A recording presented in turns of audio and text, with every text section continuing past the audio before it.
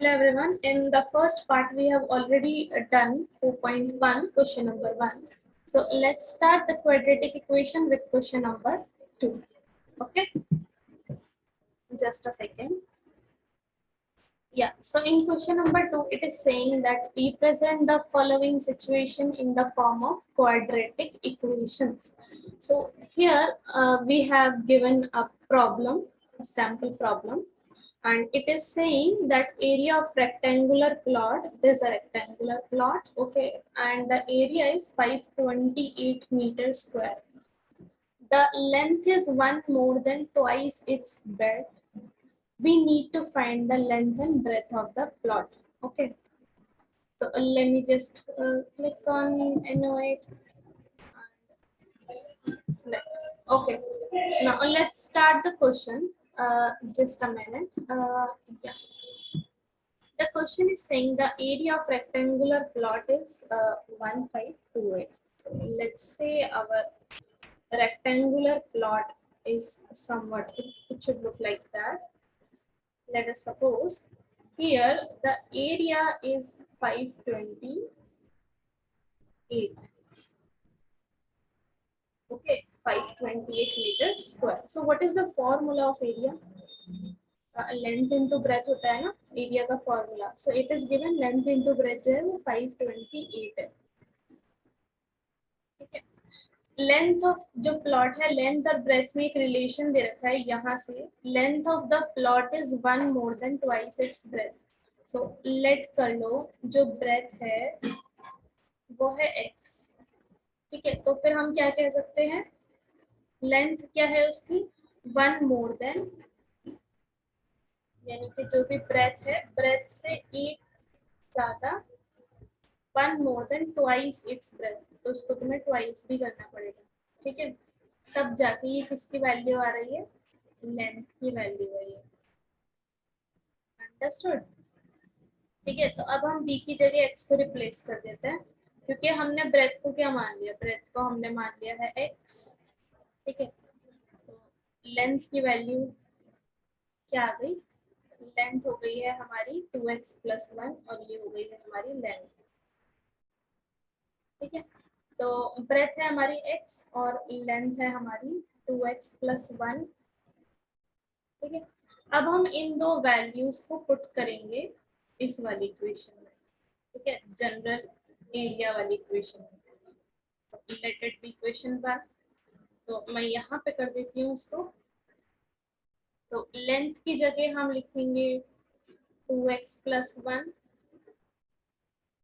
और ब्रेथ की जगह हम लिखेंगे x और एरिया आएगा 528.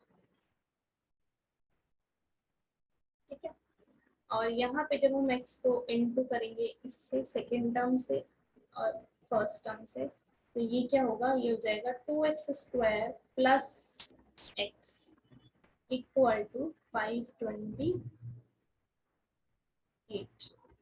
ठीक है, अब यहाँ से 528 को आप इधर लेकर आइए LHS में, तो ये माइनस का 528 बन जाएगा और इधर आ जाएगा 0. Now this is our quadratic equation. तो हमें क्वाड्रेटिक इक्वेशन में जनरेट करना था, तो हमने क्वाड्रेटिक इक्वेशन बना दी. This is our second question. Now यहाँ पे ये कह रहा है we need to find the length and breadth of the plot. अब लेंथ और ब्रेथ कब आएगी, लेंथ और ब्रेथ तब आएगी जब हम इस क्वाड्रेटिक इक्वेशन को सॉल्व करेंगे. अच्छा, ठीक है, तो चलिए ठीक है, इसे सॉल्व करते हैं. तो मोस्ट प्रोबेबली हम यहाँ पे मिडिल टर्म स्क्वायर लगाएंगे. Yes, so now I hope that you'll be able to solve this problem and you'll be able to get the value of length and breadth okay by yourself. If you are facing any problem in just solving this equation using middle term splitting, so you should be watching the middle term splitting video, which is in the you'll be searching for middle term split on the playlist and you'll be getting the video. I have already made the middle term splitting video. Okay, so yeah, so please first learn how to do middle term splitting of a quadratic equation. and then we'll solve the problems one by one. Okay, so we have made the quadratic equation, and now let's move to the next problem. Let me clear this first.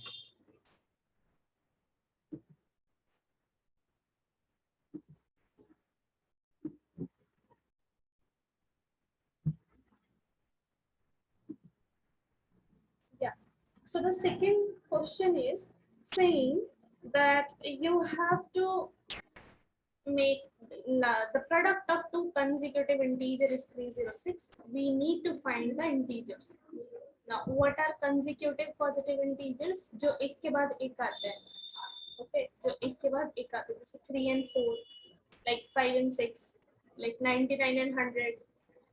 So they are consecutive positive integers. Okay, so how to let consecutive positive integer? The second point is saying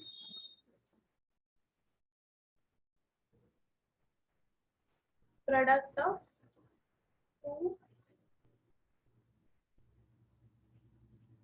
consecutive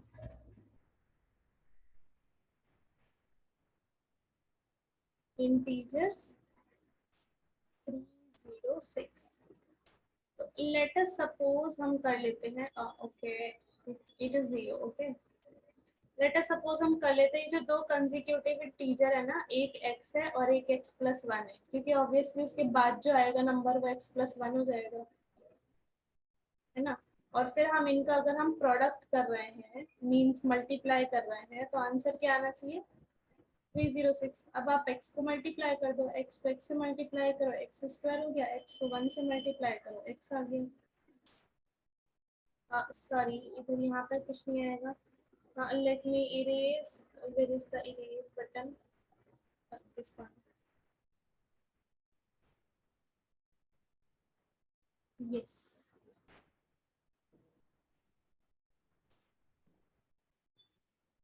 equal to 306. Okay, next step में 306 को LHS में ले आना.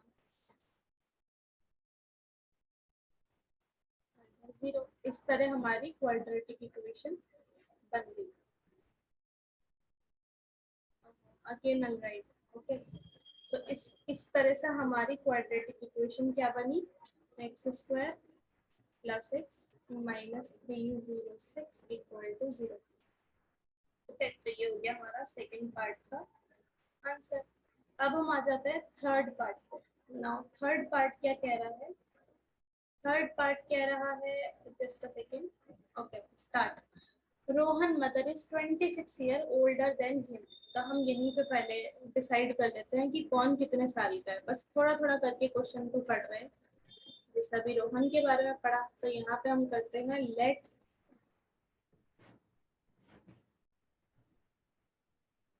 Rohan's age B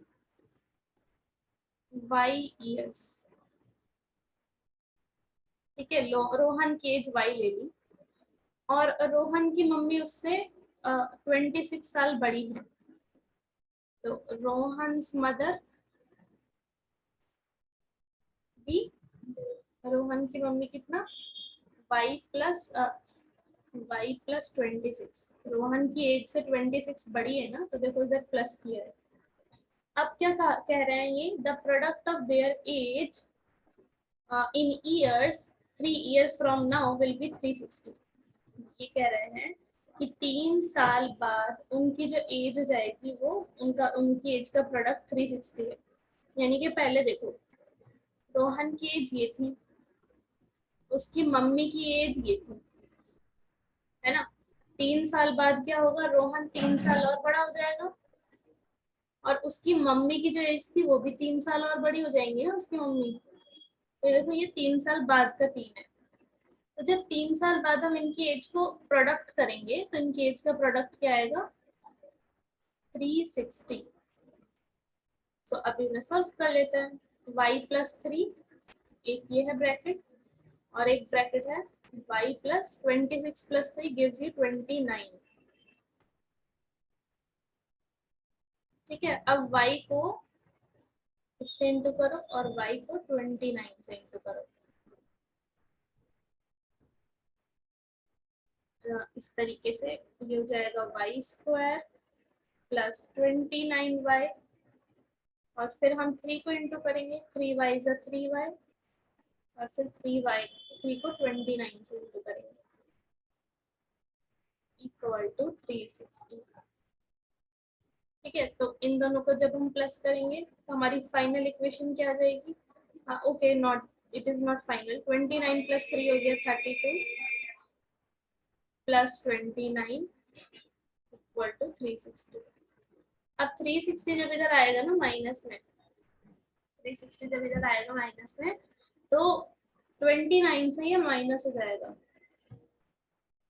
तो हमारी final equation क्या बनेगी? 360 में से जब 29 माइनस होगा तो कितना बचेगा? 331, और ये इधर माइनस का बचेगा।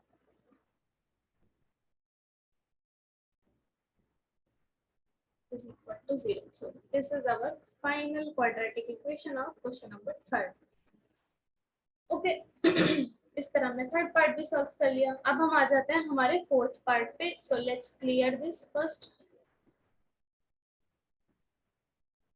Yes, now let's see the fourth part. Fourth part क्या कह रहा है? ट्रेन जो है वो इतना किलोमीटर ट्रेवल कर रही है डिस्टेंस, एक यूनिफॉर्म स्पीड पे। ठीक है, अभी यहीं तक पढ़ो।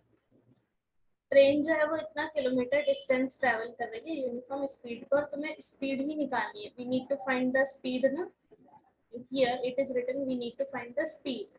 तो अगर मैं स्पीड को x ले लूँ, क्योंकि हमें स्पीड निकालनी है, क्योंकि स्पीड का फॉर्मूला क्या होता है? Distance upon time.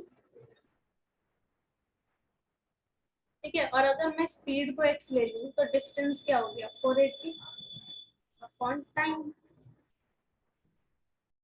क्या है समझ में? अब पढ़ते हैं आगे। If the speed had been 8 kilometre per hour less, अगर स्पीड 8 किलोमीटर कम हुई, 8 किलोमीटर पर आवर कम हुई, तो फिर 3 घंटे ज्यादा लगेंगे इस डिस्टेंस को कवर करने में। अब पहला तो डिस्टेंस ये है, ठीक है, distance with respect to time, क्योंकि अब यहाँ पे इन्होंने रिलेट किससे कर दिया है? स्पीड से। यहाँ पे इन्होंने एक रिलेशन दे दिया है कि अगर स्पीड 8 किलोमीटर कम होती तो फिर 3 घंटे 3 घंटे ज्यादा लगते इस डिस्टेंस को कवर करने में। Okay, so let me clear this first.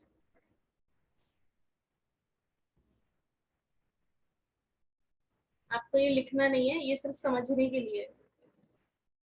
ठीक है, देखो, स्पीड का फॉर्मूला क्या था? Distance upon time. तो टाइम का फॉर्मूला क्या हो गया? डिस्टेंस अपॉन स्पीड, है ना। टाइम और स्पीड को हम ऐसे इधर से इंटरचेंज कर सकते हैं ना। तो टाइम का फॉर्मूला ये हो गया। अब अगर मैं यहाँ पे टाइम को t ही रखूँ और डिस्टेंस को 480 तो है ही डिस्टेंस, और स्पीड को x रख दूँ, तो अब आओ इस पे। अब ये क्या कह रहे हैं? अगर स्पीड को आपने 8 किलोमीटर कम कर दिया, 8 किलोमीटर पर आवर कम कर दिया, यानी इसमें से आपने स्पीड में से 8 किलोमीटर पर आवर माइनस कर दिया, तो जो आपका एक्चुअल टाइम था ना, एक्चुअल टाइम क्या था? ये कैसे एक्चुअल टाइम? यहाँ पे देखो, ये एक्चुअल टाइम है ना, टी की वैल्यू भी तो है, ये टी की वैल्यू है 480/x। तो ये जो एक्चुअल टाइम था इसमें 3 घंटे ज्यादा लगेंगे। तो यहाँ पे आपने इस पार्ट में स्पीड कम करी है, और आप बता रहे हो कि जो एक्चुअल टाइम था, यानी ये टी की वैल्यू थी ना, उस टी में 3 प्लस हो गया, यानी 3 आवर्स बढ़ गए। और ये भी ना, ये भी आवर्स ही है, ठीक है, कंफ्यूज मत हो, ये भी आवर्स ही है, ये भी टाइम ही है, क्योंकि देखो टाइम ही तो आएगा इन दोनों को डिवाइड करके।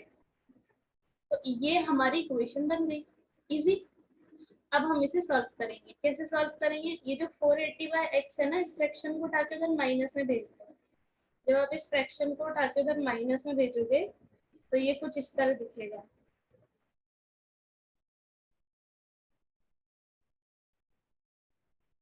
और यहाँ पे 3 बचेगा। ठीक है, अब हम नेक्स्ट स्टेप में क्या करते हैं?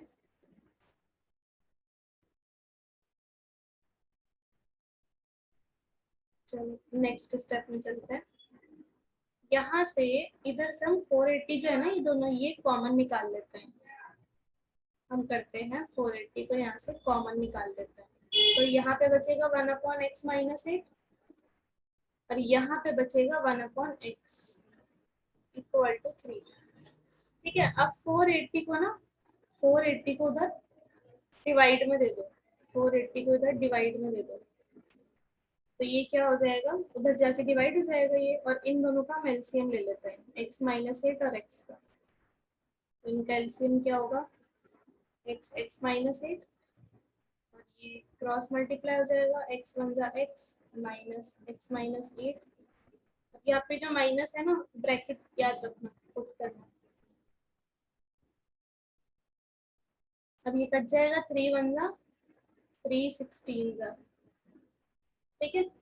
अब ये जो माइनस है, अब क्या होने वाला है, माइनस इधर जाके सॉल्व होगा थोड़ा सा, तो ये जाएगा x-x प्लस 8, क्योंकि माइनस प्लस माइनस इसका साइन हिडन था प्लस, ये x का था minus plus minus minus minus plus, और नीचे क्या आएगा, इनटू होगा नीचे, x जा x² x8 जा 8x इक्वल टू 160। ठीक है, अब x से x कट गया, ऊपर क्या बचा, 8 बचा, तो तुम्हारा फाइनल फाइनल फाइनल मतलब काफी सही दिख रही है अब इक्वेशन, थोड़ी पूरी सही नहीं है लेकिन थोड़ी छोटी तो हो गई है, इस तरह हो गया। अब हम क्या करेंगे, क्रॉस मल्टीप्लाई करेंगे, इसको इससे, इसको इससे, ठीक है, इसके डिनोमिनेटर को उसके न्यूमरेटर से, इसके डिनोमिनेटर को उसके न्यूमरेटर से। मैं थोड़ा सा इरेज कर देती हूँ पार्ट,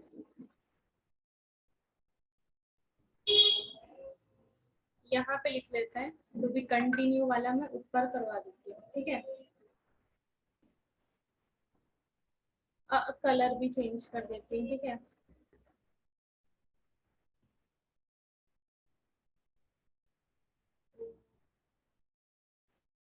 यहाँ इतना ठीक है, चलो, तो ये ब्लैक ही है ना, हाँ ब्लैक ही था ये। अब देखो यहाँ पे मैं ये वाली इक्वेशन दोबारा लिख देती हूँ, ये क्या था, 8/x² minus 8x equal to 1/160, ये थी ना, अब इसे इससे मल्टीप्लाई करो, इसे इससे मल्टीप्लाई करो, तो आंसर क्या आएगा, 8 को 160 से मल्टीप्लाई करेंगे, 8 6 जा 48, 8 1 जा 8 9 10 11 12, 1280 इधर आ जाएगा और ये उधर चले जाएंगे। अब ये जो 1280 है ना, इन्हें उधर रख दो, उधर फेंक दो RHS में, और इस इक्वेशंस को, इन एस को सीधी करके लिख दो, इधर माइनस में चला गया, इक्वल टू 0 आ गया, तो ये हमारी क्वाड्रेटिक इक्वेशन बन गई है फोर्थ पार्ट की। ठीक है, इसी के साथ हमारा सेशन समाप्त होता है, अगली क्लास में हम करेंगे स्टार्ट 4.2।